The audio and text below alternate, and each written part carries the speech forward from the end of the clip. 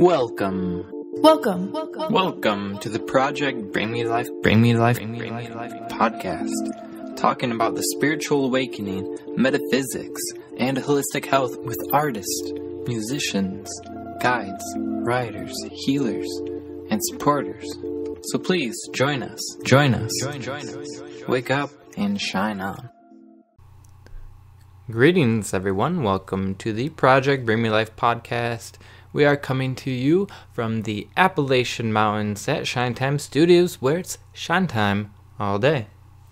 Yeah, thanks. I'm really excited about tonight's episode. I'm glad everyone joined us to wake up and shine on this evening.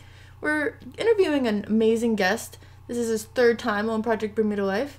His name is Sean Kramer, and if you would like a bigger, better introduction to him, you could even check out his first appearance on Project Bring Me to Life, which was episode 23. In season 1, where he talks a lot more about his art experiences.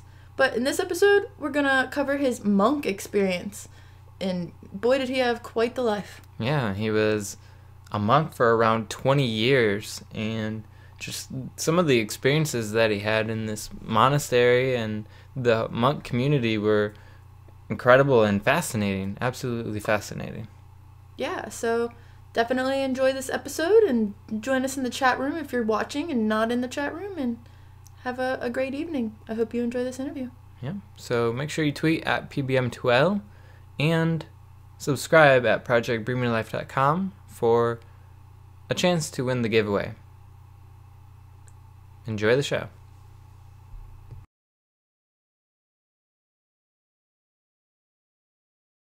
All right, welcome to the show, everybody. This is C. Lamont here, of course, with my co-host, Shintastic Shine. Hello. Always shining, always so bright. Thanks. Look at your eyes. So, of course, we are here with Mr. Sean Kramer. Welcome to the show once again, Sean. Thank you. Thank you for having me. Yes, it's always a pleasure. So, before we get into the story of how you became a monk, let's just go over a little bit about your background. What current projects are you working on right now? I just finished a few commissioned paintings. A private art collector, he has a great collection of African masks, and he wanted some kind of traditional medieval looking icons to kind of be facing the African masks. So I did a set of icons. I was working on those for a few months. I just finished teaching a class on fairy tales. And I'm going to have a show in the fall, so I'm going to start working on some paintings for the show. With another woman, an artist, Hari Kiran. She's a very good artist. She does she's a Sikh, but she does a lot of Buddhist type imagery with encaustic, so we're going to do a show together. So, You said a sheik? A Sikh? Do you know it? Do you know the Sikh? No, I'm not quite familiar with that. The Sikhs began in India. They were some holy gurus. It started as kind of a union of Hinduism and Islam. Islam was in India. So I believe this was about in the 15th century. And so it's a group that is still in India and then a lot of other countries, the Sikhs, and they began as kind of finding a unity in the conflicts of Hinduism and Islam. So they have, I don't know if you've heard of Yogi Bhajan. There's like yogi teas. No, I haven't. That you can get in the stores, the yogi teas, herbal teas. Oh yeah, okay. I have herbal. I was thinking about Herbalife. No, you have herbal teas that are yogi Herbal downstairs. teas. Okay. He does. He knows. YOGI. Right? Yeah. Those are from Okay, Yogi yeah. Bhajan. He was a Sikh who came from India and taught Kundalini Yoga in the States, especially a lot of hippies. and kind of started this Kundalini yoga movement, but it comes from the Sikhs. So That's interesting. Yeah, delicious tea as well. Will that be like a podcast show, or will people be able to find it easily? When I do the show with Hari Kiran? Yeah, with your friend. Yeah. Yeah, that would be good. We could do a podcast together, maybe. That'd be cool.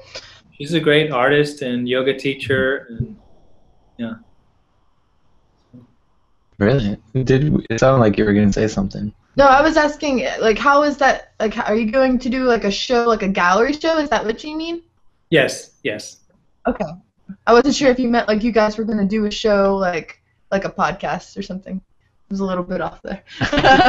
Yeah, it's going to be a gallery show with maybe some different events, talks, music, workshops. Nice. That sounds like a lot of fun. Yeah, it would be great to do a podcast as well, so we'll keep that channel open. For sure.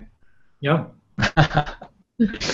Yeah, and I just think it's so fascinating that you teach fairy tales to. Is that college classes that you do it? Yeah, it's at an art institute. They're getting a Bachelor of Fine Arts. And so the students, some of them are majoring in illustration or creative writing, and just artists, but many would like to make children's books, so that has an interest. But it's a great class because they're very accessible, but they can take you anywhere. You know, they're very spiritual. You can go into spirituality, psychology, symbols. And we do, so it's really fun. That would be a fun thing to do, like a podcast on a fairy tale. Yeah, definitely. That would be a lot of fun. We should definitely get that in the works. Yeah, what do you think about that, audience? You want to hear about fairy tales? I think that it's really important for illustrators and artists to keep the fairy tale line open. A lot of times people get too serious in art and they realize that it's really that imagination that creates fairy tales, or fairy tales that are really based off like true stories that they've added their own spark to. So I like that you're teaching it to illustrators. For sure. Yeah, and the fairy tales contain like, for example, the European Grimm's fairy tales, they kind of contain a lot of our cultural unconscious, going back to the ancient shamanistic and goddess cultures. And so they, I think, help us in the West who've gone.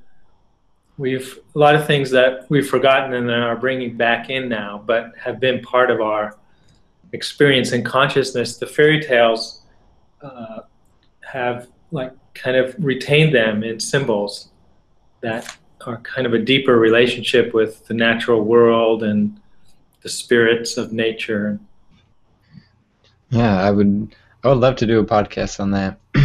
So let's get into the monk story. So let's start from the very beginning, before maybe a few weeks or a month before you became a monk. What was going on in your life then? I was studying the classics. I was an art student, and then I switched to a small college where we just read the classics, the so-called kind of great books of Western civilization, starting from the ancient Greeks through the Romans, the medieval, up to modern period, and Einstein, and so that was the program for 4 years. We just sat around and discussed these books.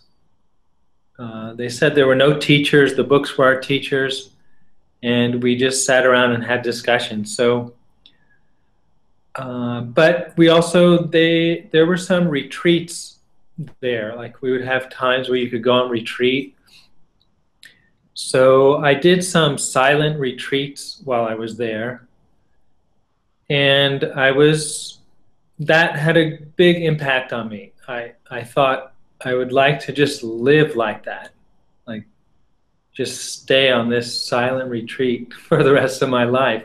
Mm. So that kind of gave me an idea of kind of a contemplative monastic life. And so while I was there, I was in the mountains of Ojai, California. It was a beautiful spot and really a good experience.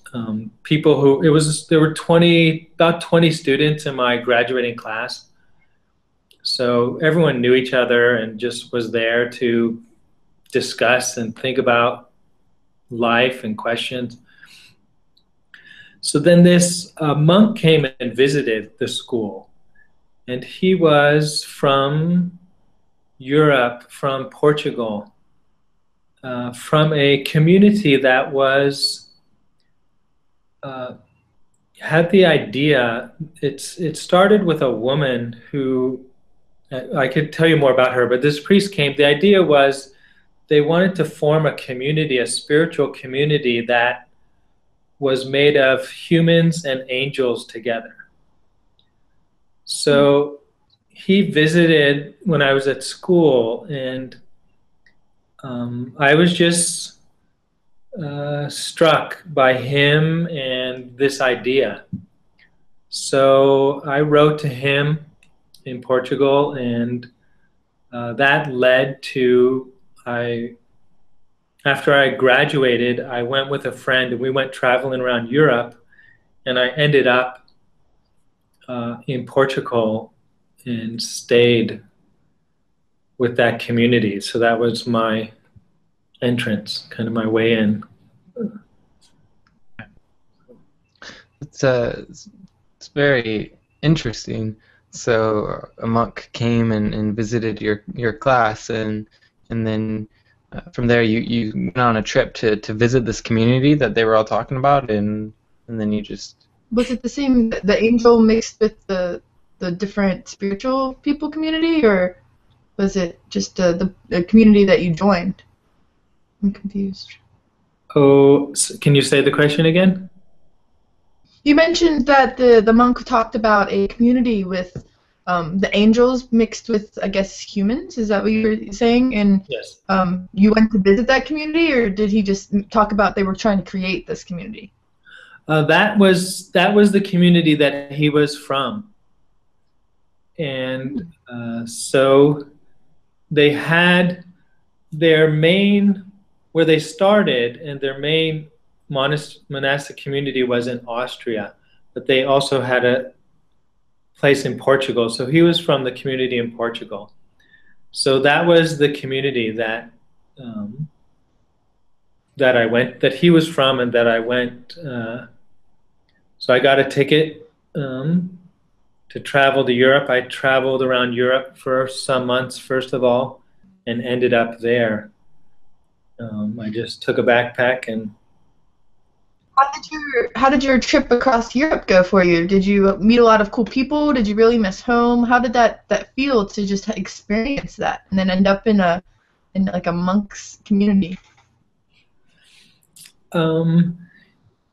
Yeah, it was a good trip, and I visited some different communities in Europe on the way. One interesting one was in Sicily, and when I was in Europe, someone told me about this community of Franciscans who were like inspired by St. Francis. And in Sicily, they had gotten an old prison that was up on this kind of high rock that came out of the landscape. And they had made a prison there because the prisoners couldn't escape. There were just cliffs on all the sides. And these monks were given that prison to live in. So I stayed with them for a while. You had to walk up these steps in this rock, and then they lived up on top of the rock. So I did. I had traveled and visited a lot of things. I'm the oldest. I have three younger brothers and then one sister who's 10 years younger than me. And so I really missed my sister. That was hard for me to leave because we were very close. And then I was maybe about 23, so she would have been about 13, just becoming a teenager. And I felt bad about leaving her when she was just becoming a teenager. I wanted to be a good big brother for her.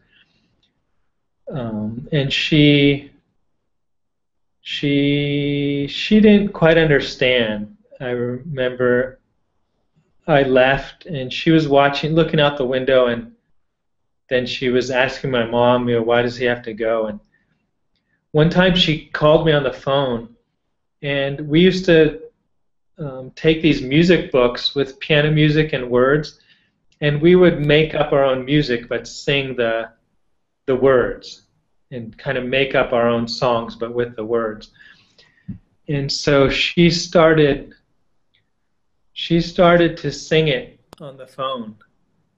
And there were other people there, so I was too embarrassed to sing it with her on the phone. And I felt really bad that I couldn't do that. I was too... And then, so that was, for a long time, that was my thought about going home. I thought, maybe I'll go home and stay with my sister until she's gets through her teens, and then I'll go back and be a monk. But I didn't. But I did. That was hard for me. So, did your family, while you were going through this, you kept in communication with your sister, but did you keep in communication with your other family members? And did they think you were crazy, or were they okay with what you were doing? Yeah, we could call our family once in a while, occasionally. And when I first told my family, we were out to dinner, and I said I wanted to be a monk, and my little sister said, "But you won't be able to talk again." She had the idea that monks don't talk, so she thought I'd never talk again. But I was in different communities. They had periods of silence. It wasn't, total silence, but there were a lot of times of silence. So yeah, I could talk. But my father said to my mom that about me, he said that I would do anything to keep from getting a job. So he thought, but they were okay. They were basically, the attitude was whatever you want to do. That was so. Yeah, that's really cool. Yeah.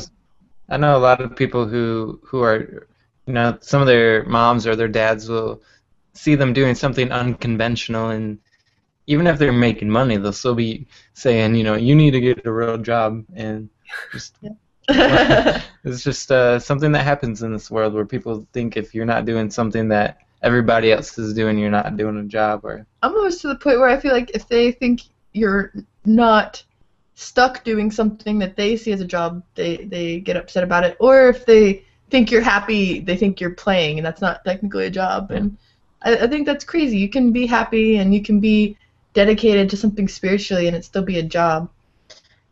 Yes, but I'm grateful. My father was and is an artist, and he never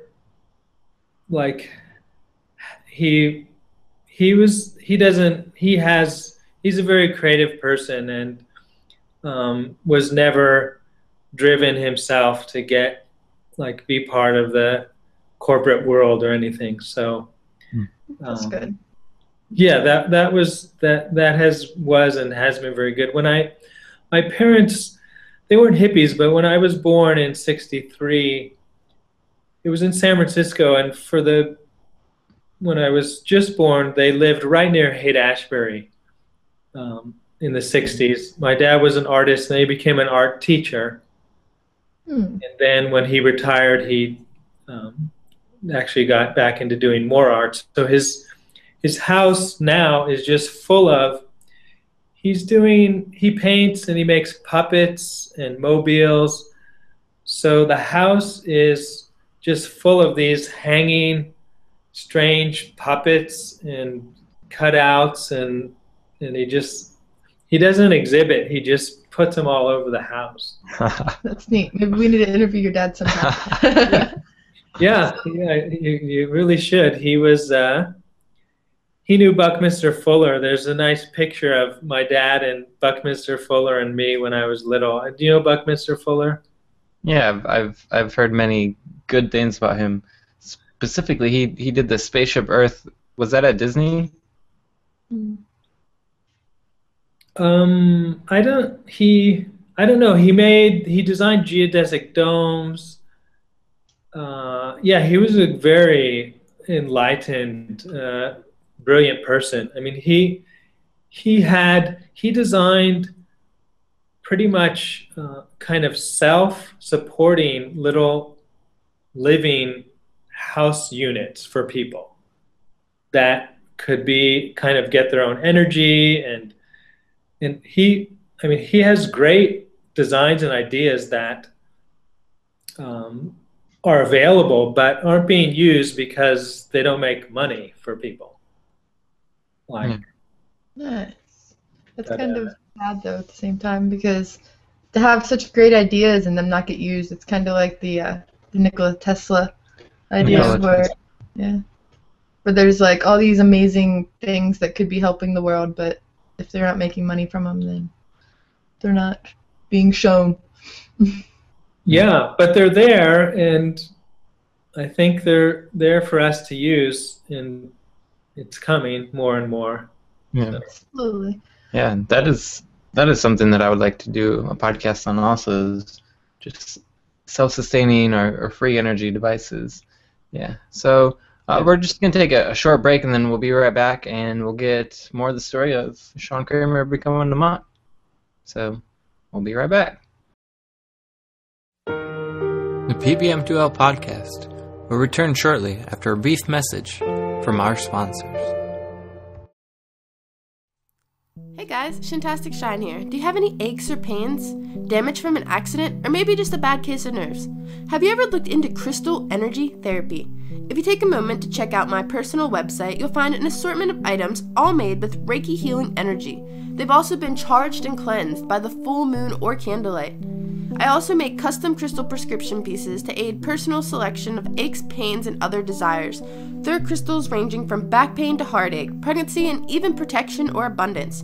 Take a peek today at shantasticshine.com. I hope to see you there. Shine on.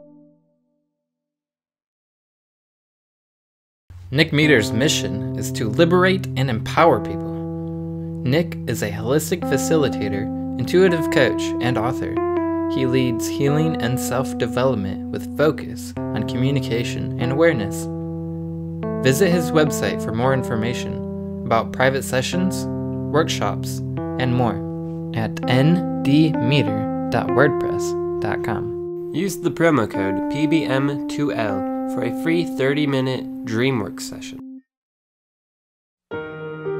Thanks for listening to this message from our sponsors. Now back to the Project Bermuda Life episode. All right, welcome back to the show. We're here with, obviously, Sean Kramer, and he's talking about becoming a monk. Before we get back to that, I just wanted to mention really quickly that Mr. William mentioned that we should do live shows. So we're talking about doing one live show a month to where anybody in the audience or anybody in general could come on and either share their story, share what they like about Project Bring Me Life, anything else, and maybe add any ideas or suggestions. So if you like that idea, you can tweet us at PBM12, you can tell us in the chat or on Facebook. And so that's my short little thing. And I know you had a question you wanted to get started with. Yeah, I was actually trying to jump back in the conversation a little bit. You said your sister was worried that you wouldn't be able to talk anymore, and that's a common misconception a lot of people have about monks, because we're used to thinking of them in these big long robes and not speaking and all that stuff. Could you describe a little bit of like what these people's daily lives are? They are allowed to speak, and so you said, and like maybe a little bit about what they wear, or if there is like a specific dress code or anything like that? Sure. Yeah, so I spent probably almost 20 years in different monasteries and hermitages. So I was moved around in different communities. But like in the first community, we wore black robes. And so, so everyone, there were men and women. So the women, they wore black too, but also with veils, like kind of a veil on their heads. Is there a different name for female monks? Are they monks too? Yes, they're called monks. Yeah, monks too. But sometimes they call them nuns. Okay. Yeah, I was intrigued there for a second because I've never heard of a female monk, but I definitely am aware of nuns. Yeah, they call them monks or monastics in monasteries too, but yeah, nuns too. And so in that first community, we had, so we got up, I forget exactly what time we got up. Sometimes we would get up in the middle of the night and meditate and then go back to sleep. And they also had a practice, and if they had enough people, they liked to have somebody meditating all the time. So, I mean, sometimes the group would come together and we would pray and chant, and then you had times when alone you would do just silent meditation. But they had an ideal, if they had enough people, to have 24 hours, at least somebody was always in silent meditation. So you would get different times, and so it might be 2 a.m, so you'd get up and that would be your time. So to keep like at least constant kind of flow of meditation besides what everyone did themselves. And that was connected with the angels, the idea that the angels in some of the early Christian traditions, the angels had the names of being the watchers or the awake ones. That was another name for angels, like that they're awake. It's the same word of Buddha, it means he's awake.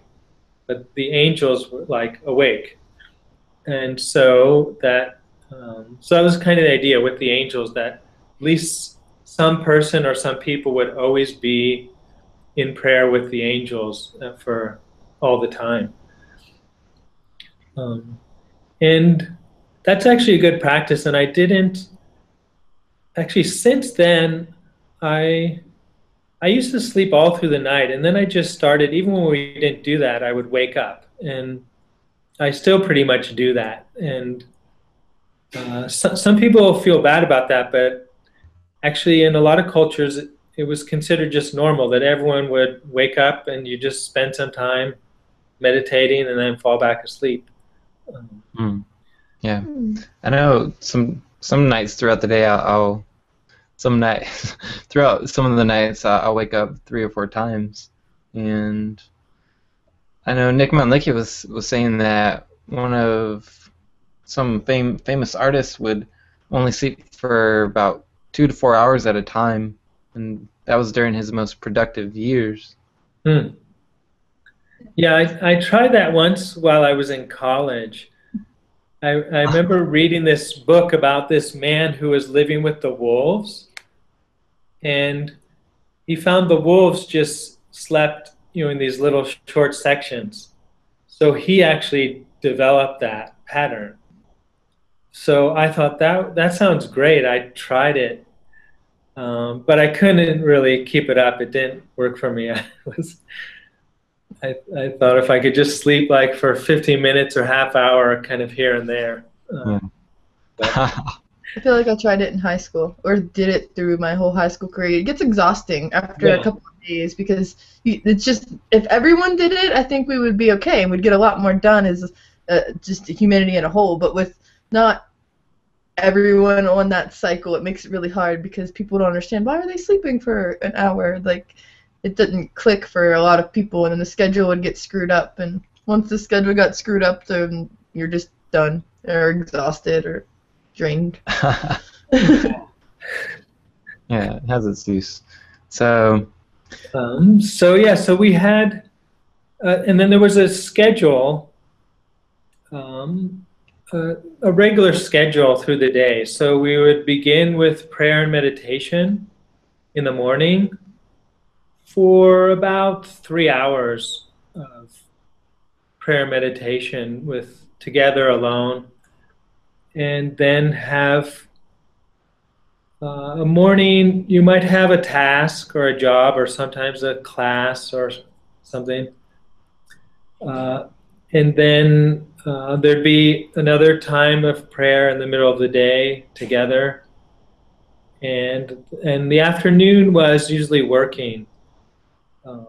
The community, I stayed in Portugal, and then they sent me to Brazil. And in Brazil, they had quite a large property with a farm and fruit trees and things. So we would have work.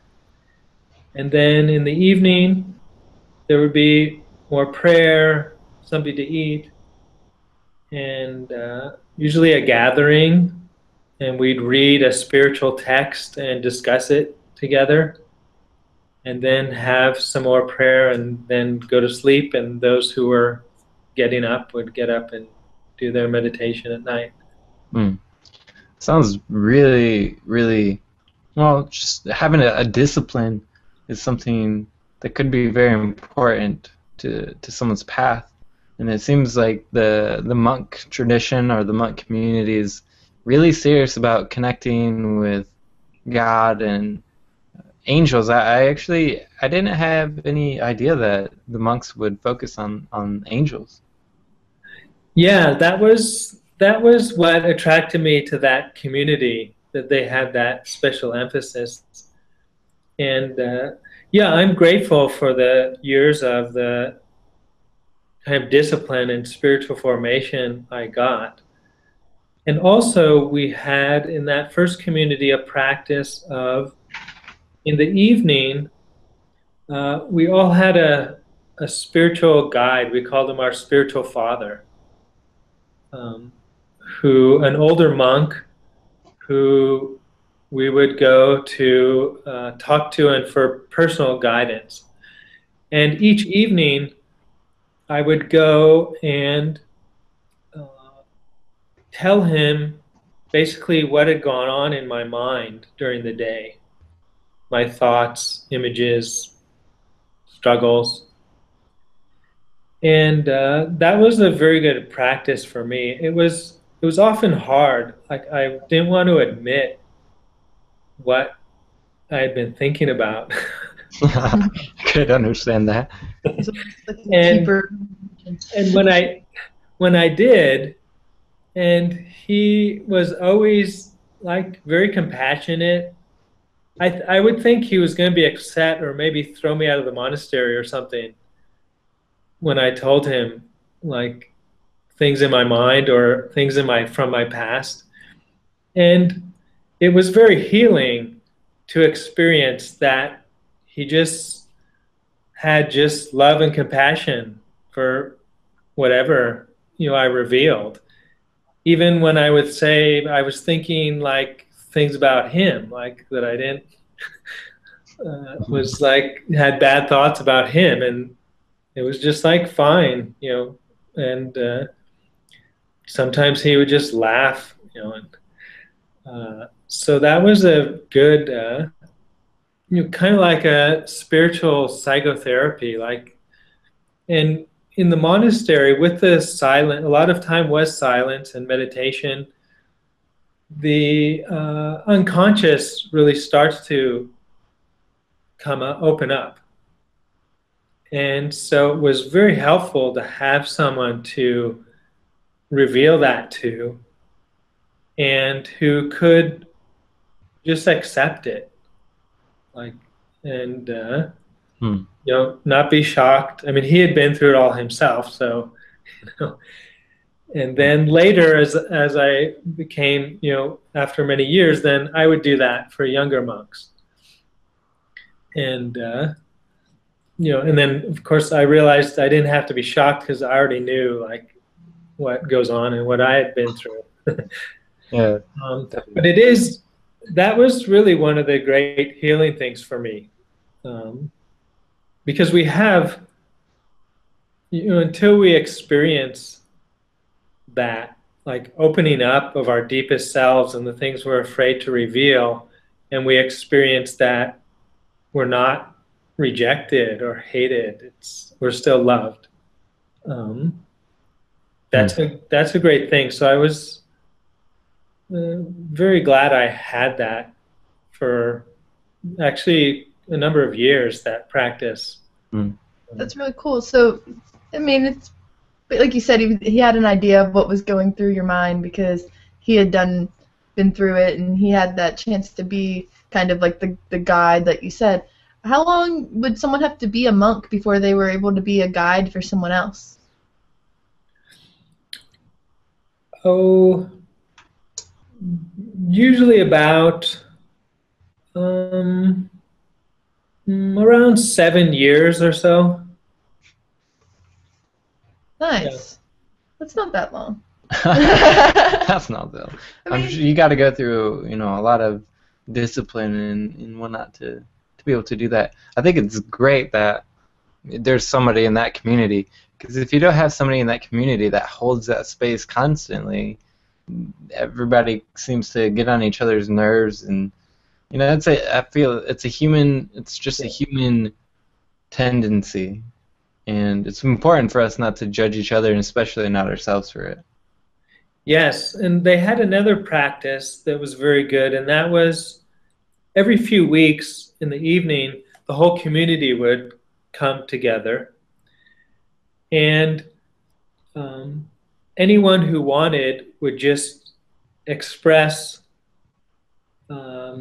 usually things ways they felt they might have hurt the community, like, or they could be anything. They had said something, really got angry with someone, or but even things maybe they did that nobody knows, like they were supposed to be meditating and they took a nap, or things that they might want to hide, that they weren't living up.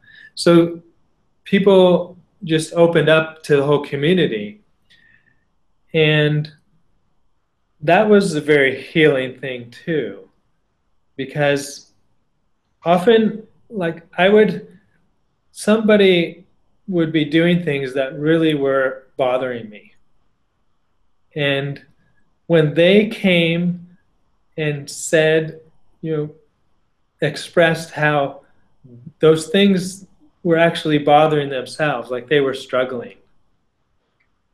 And then it helped me have a lot of compassion. Like, it wasn't just, oh, they're like doing something annoying to me.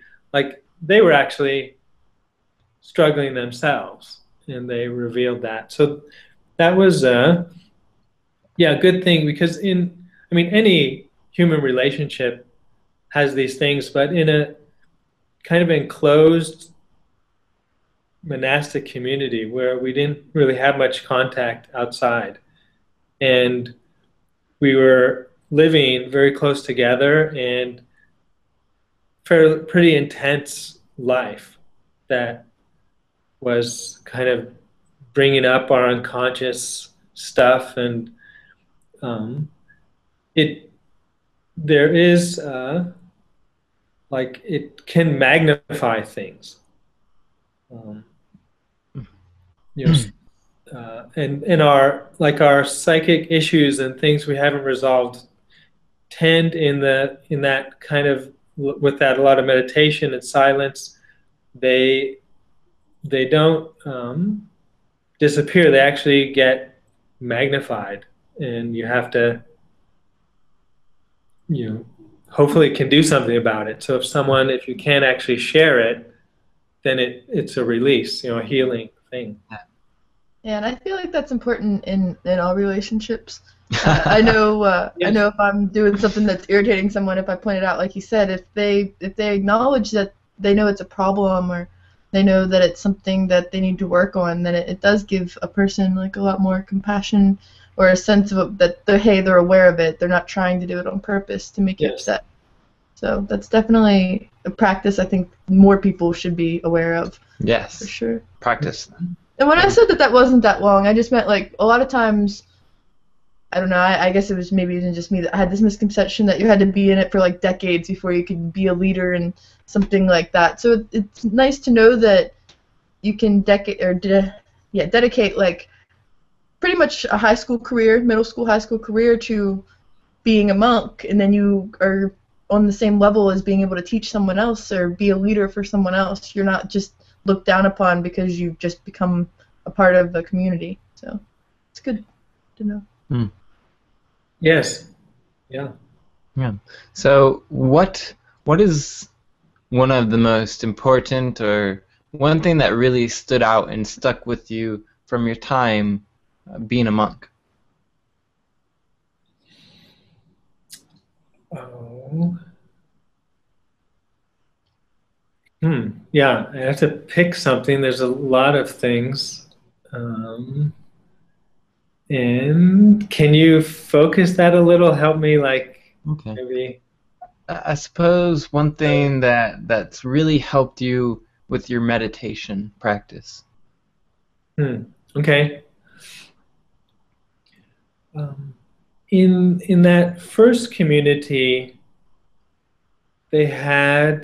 it was a Christian community, and they had one of the things they took from the kind of life of Jesus and the teachings was an idea of suffering as that suffering can be a very transformative experience, kind of like the birth trauma. And along with that practice I was talking about of revealing like what's going on, I think that helped me kind of continue through things that otherwise I don't think I would have continued. Like in my experience of getting very intensely focused on spiritual practices, and the things that like the kind of unconscious servicing, or kind of difficulties, doubts, or when it stops being interesting and becomes just really hard at times. I think it helped me continue through periods that it's hard to me to imagine that for me I wouldn't have continued. I mean, I don't like pain. I have a very low tolerance for pain and suffering. I like to be pleasant, and I like beauty and artistic things, and they had an idea that as I look back, I don't take it all. It seems some of it least from my perspective now, is maybe not quite balanced, but at the time it did help me that they felt that suffering, and especially kind of interior sufferings of the mind, were part of the path, and also could not only help us, but could help other people. So they had an actual practice of making, it was kind of a little ritual where someone could offer themselves up to go through suffering for someone else. Like Jesus, offering the idea of him offering his sufferings as a healing, for other people. So that somehow it's possible that at least some of our struggles, and I think kind of like an evolutionary idea that, as we evolve, we go through these birth pangs to another level, and we're all connected to each other. And that we suffer together and we support each other in our growth. So they had a strong idea of our deep spiritual connection with everyone, and even with the whole universe and creation. And so they would feel that they could help someone, say someone's struggling, with an addiction or something, and that you could offer yourself to carry some of their suffering in order to help them along. So they would do that practice, and I mean, I found it really did do things. It's kind of scary in a way. I mean, sometimes,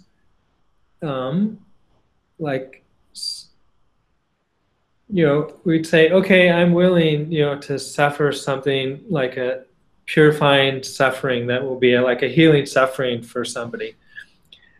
And then it would really happen,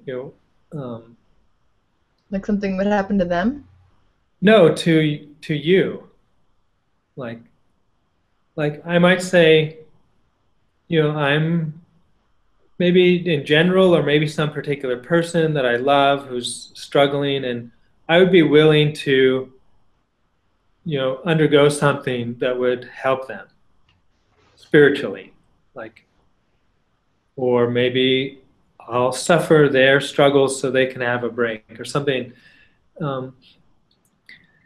And so that did help me seeing a purpose to some dark periods that I would go through. That, I've felt, so so that was something I got. I think it's all, for all of us, we go through these phases of growth, and just changing, to let go of things can be difficult, or growing, and to have a sense that that's part of the transforming process was very helpful. Like in meditating, sometimes it gets very boring or dry or scary, or going into your mind. You can go through different things. It can feel very lonely. It can, and to have some sense of meaning to that, so then you go through it, and then you kind of come out of the tunnel. Yeah, and you bring up a good point.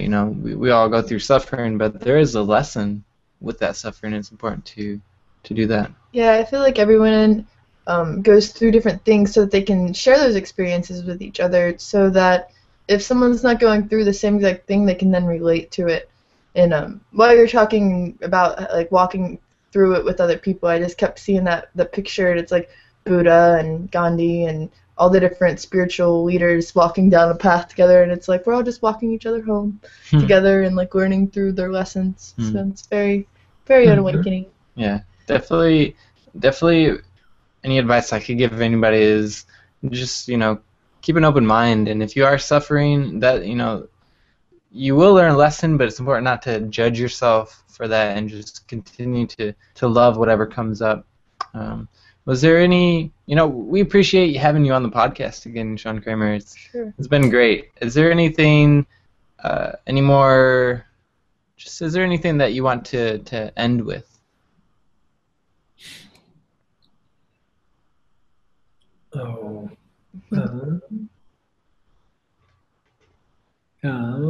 Can you give me a... Yeah, I just want to see if there's anything else about the monk experience that you wanted to bring up. We're coming about to the end of the interview here, and if there's anything that we missed that you may have wanted to mention, I think this would be a good time. I have a good one. How did it inspire your art? Since we talked about your art most of your last podcast, did that experience alter maybe your art style? Did you do art before being a monk? Yes, actually, I was an art student for a little while, and then I did some art as a monk, but not too much. I got back into it in my last years. I was living as a hermit, and so I started to get back into art then. But yeah, it definitely is part of my approach to art. And so it feels like part of the same path. I feel like it's again like connecting with God and the angels. Art is, I think, or can be, and is a real place where that happens. Sure. And for ourselves and for others, I feel like, so I try, that's my ideal in art, is that to do art together with the angels, that the angels would like help give the images. In that community, they had the idea that one of the ways the angels speak to us is they give us images. And so that is really, art, just like trying to then get images from the angels and share them with each other. Yeah, you definitely channel the angels' artwork very well, and I appreciate that you have it's kind of like a very old school approach to your art. It's got that cathedral and old churchy feel to it, and I'm glad that there's still artists that are bringing that style. There's so much digital artwork, which is beautiful, and there's so much like this new surrealism and just very out there kind of styles, but yours is very like old school, and it brings you back to the roots of what art really was. It's got that beautiful channeled goddess and god-like energy to it. Yeah, definitely. I just wanted to briefly mention that, Sean Kramer, you were part of the roundtable on the archangels, and if you're interested in finding out more about our conversation with the angels, check out the roundtable on the archangels. And if you missed Sean Kramer's first interview on season 1 of Hard to Bring Me to Life, you should totally check that out, because we looked at all his artwork and his different styles of creating it. He uses many different mediums. Yeah, egg tempera? Tempera? Tempera? Yeah, egg tempera. Yeah, I learned from some Russian painters, and I'm still trying to evolve it. Like, I wanted to nourish myself in these ancient traditions and then try to bring it forward. So I feel like I'm still in the process, like both learning and trying to, how can it can evolve. So For sure. All right. For sure. I really Choking up like water. your approach and the different how you use the different mediums. I'm glad, like I said, that you use them. I think you were using crushed crystals in a couple of Yeah. colors and Mhm. berries and That's different. intense. Yeah, he was getting into it, and Getting it. it's awesome. It's It is. definitely something that not many people do. Not many people create their own materials anymore. They just go to a store, pick what they want off a shelf, and get to work. You have to go through a whole process, and I feel like that might be a meditation for you, maybe to create all of the things that you're putting into your beautiful pieces. Yeah, and that connects with the monastic idea, like the tradition, these ancient human spiritual traditions that I think, now we have so much opportunity to learn about all these things. And I think it's part of our time that we need. They don't give us the complete answer because we're in a new situation, but they do give us a lot of things that humans have discovered about evolving ourselves. And so I think that's how I see it, is to try to take these traditions, but then bring them forward with where we are now. That's beautiful. Well, I'm excited to see what comes more out of your work in this awesome show that you're gonna be having here soon with your friend, and we'll have to get you back on for a podcast on fairy tales. Because Yes. we're all about them fairy tales. Yeah, no, that would be fun. We could just go through a fairy tale and talk about it. Yeah, so members of the audience, if there's a specific fairy tale that you'd be interested in, please shout it out in the chat or tweet us at PBM2L. What's your favorite fairy tale, Sean? Out of My curiosity. favorite, well, One of your favorites. It doesn't have to be your yeah, favorite. sure. One of my favorites is called Fitcher's Bird. Oh, There's another one called the Juniper Tree that I really like too. I don't know if I've heard of either of those, so this will Nor be I. a good topic to cover in the near future. Yes, very, very much so. So, what are some ways that people could find you, Mr. Sean Kramer? Oh, if they Google my name and Sean Kramer Icons, I think I have a couple blog pages. I have Facebook. So, yeah, they could find me that way. Awesome. Yeah, and there is a page. You have a page on our website, projectbringmelife.com, under the artist tab. Yep, and Sean we have Kramer. some links there so people can see your artwork and learn a little bit more about you. So there's always that too. Yes, sir. So, thank you so much for being on the show, Sean. Oh, you're welcome. Thank you. Thank you for having me. You're welcome. Honored as always. We'll see you again soon. Okay. Namaste. All right, so now we're going to go over to our next segment with the Cosmic Energy Forecast, Solar Flare Update, card reading, and then our ending meditation. Sounds good to me. So stay tuned. Meditation has been proven over and over with studies from well-established schools like Harvard University to grow gray matter in the part of the brain associated with memory, learning, empathy, reduced stress, and countless others. Join Seelaman with his first official meditation CD, including 4 studio-quality recordings, including all original music. Become mindful of your world with mindfulness. Learn about healing major energy centers of the body with Chakra Cleanse. Begin to forgive the past and move forward in life with forgiveness. Connect with your soul and ignite your heart with the true you. To get this meditation CD, all you have to do is go to projectbringmelife.com and click on the merch page next to the home tab. So this week's energy forecast, we start out with the sun in Gemini for Memorial Day. And when the sun is in Gemini, we have this real sense of looking for knowledge and diversity to motivate us. Mercury is also in Gemini. While it's in retrograde, it's leading many of us to a state of random confusion, as well as curiosity and sociable tendencies. Though communication is malfunctioning for many of us, and things may not be coming out just as we plan them to sound. That being said, Mercury seems to feel right at home in Gemini. It is one of the signs that it rules. We tend to take more pleasure in gaining a superficial knowledge of many subjects rather than just digging deep into any one topic.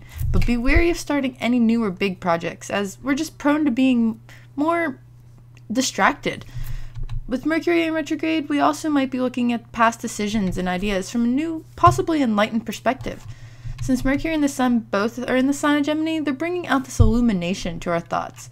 It's a favorable time for processing recent events and ideas, and for really just beginning to look at problems or issues from a whole new perspective. And with a new understanding, significant new ideas can then be birthed. And it seems that Mars is also in Gemini. They're going to be there until June 24th. In Gemini, Mars is considerably more versatile and flexible, and considerably less determined and focused. So now we're going to move on to Venus, which is in Cancer.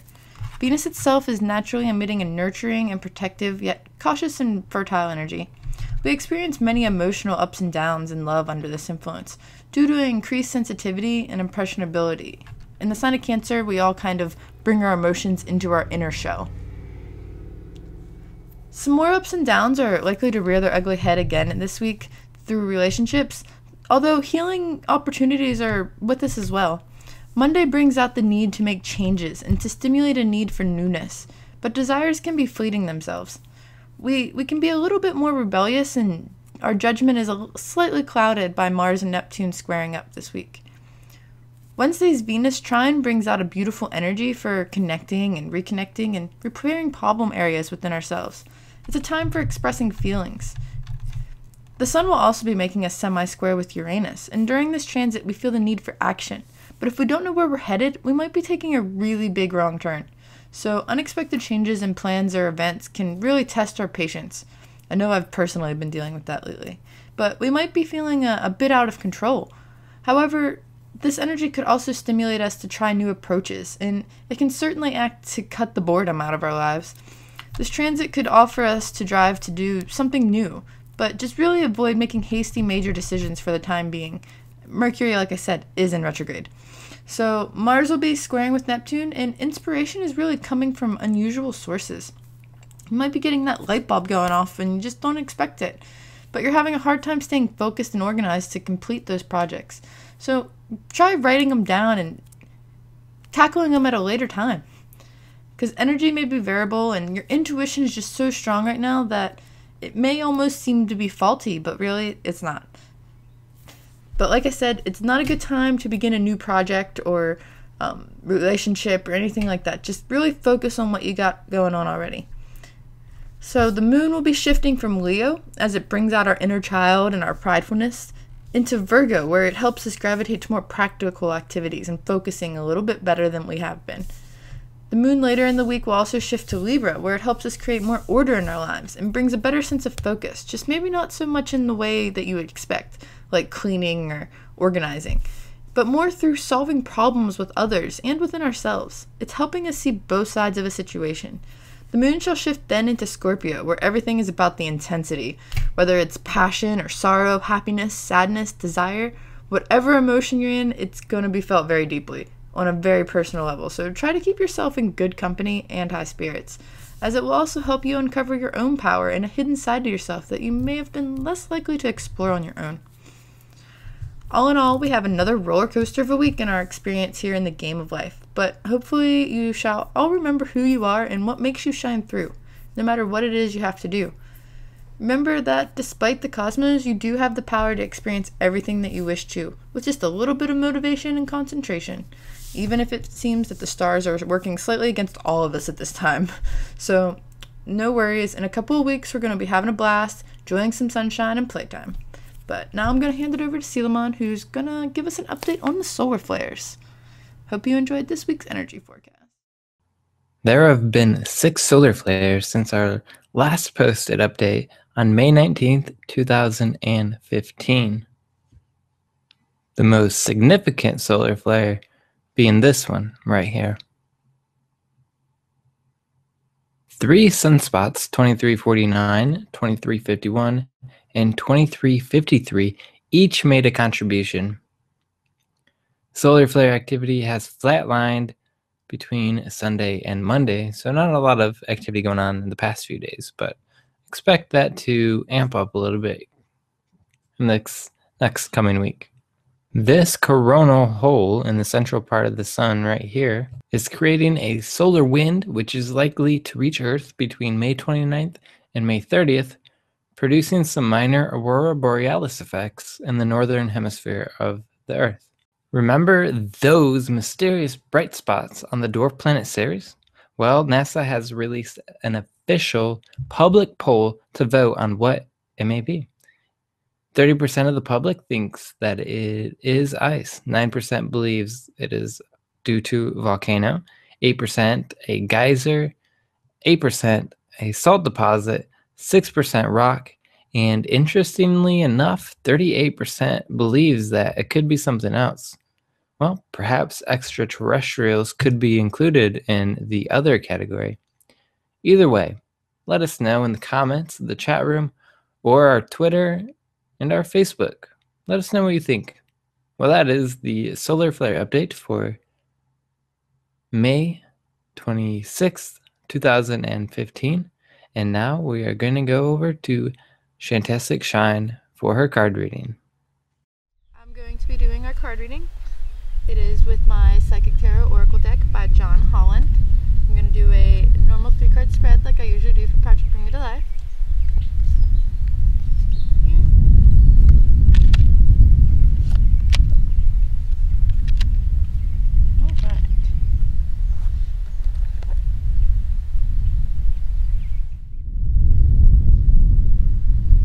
Spread, we are actually seeing the Triumph card again from last week, which is just a reminder that our soul is pushing us forward and we're just riding head first into whatever it is that you're facing in this time. And your soul's pushing you. And you're developing new ideas, you're setting new goals, you're planning a journey, and it's essential that it's carefully thought out. And that's what our Harmony card is also showing us. It's showing us that there are possibilities of a deeper spiritual initiation, a partnership, or a union that's taking place. At this time, you're manifesting a harmony within yourself, I feel, more so than a possible romance or relationship. It's really about focusing on your inner self and your higher self, because these 3 cards are major arcana cards, which represent a major chapter in someone's life. So all 3 of our cards showed that we're shifting through and we're working with different aspects of ourselves. The Harmony card also shows that whether it's personal or business related, there's some major shift happening with you. And it can be forged with a group of people or organization or a pet or an incident or a situation that's helping you harmonize that specific energy within yourself. It's also calling to let you know that it's time for you to make choices. It's okay to make bonds with new friends and to let other bonds go that may not be creating a harmonious relationship in your life. It's a good time to ask yourself, what are you learning from these friendships that you're letting go? What new qualities are you now developing? Then we move to the Shadow card. And the Shadow card is really important because he's looking at himself almost like in a mirror. But he's looking at his darker aspects that he's trying to let go. And he's really just handing off the staff and handing off the power to his light body so that his light body can really focus more on the next move. It also represents emotions, sensitivity, a reminder that nothing in this life is really standstill. Everything's constantly changing and it's calling you to action. The time is now, and you may have to face your worst fears right now and look into the dark shadows of your soul and your past and choices you've made that you may have just kind of swiped to the side. So it's important to confront those and not avoid them any longer so that you can move to the next step. It will create harmony in your life, and you just need to know that you're going to triumph. The Shadow card also indicates that at this time your psychic activity and sensitivity may be quite intense. Learn to open up, or if need be, you might have to even turn it down. Your body is one big psychic antenna, so you have to really know how to control those frequencies. So overall, it's a very big step into the future where we're all working hard together to harmonize our lives so we can just get to that next level of awakening, to experience the brighter aspects of life rather than the darkness that so many of us have been seeming to face lately. And that's that shadow just peeking its ugly head and trying to make you feed into the darkness that you are so diligently working against. So remember, you shine through, you're going to triumph, and I hope you have a great evening. If you would like to check out any more Shantastic Shine card readings, you can find more through the card reading blog that is linked to Project Bring Me to Life's homepage. So check them out. Have a good day. Hello there. Hope you enjoyed tonight's podcast. What a wonderful episode, eh? We're just going to call in the energy of the universe so that it gives us the power to make it through some of the darker times in our life. So if you could close your eyes or focus on one specific part of the room, maybe one object, and let your eyes unfocus. Get comfortable and start focusing on your breath. Notice that your breath brings you life, brings you vitality, brings you energy. And so with each breath, with each inhale, we're just bringing in the energy of the universe into our bodies, into our auras, into our energy. And when we breathe out, we're releasing any of the old energy, any of the blockages that may have caused us harm or negative emotions. So just continue with your breath, breathing in that wonderful, loving energy that is always surrounding us, breathing out, just letting go of any darkness that is distracting you or taking over some of your thoughts.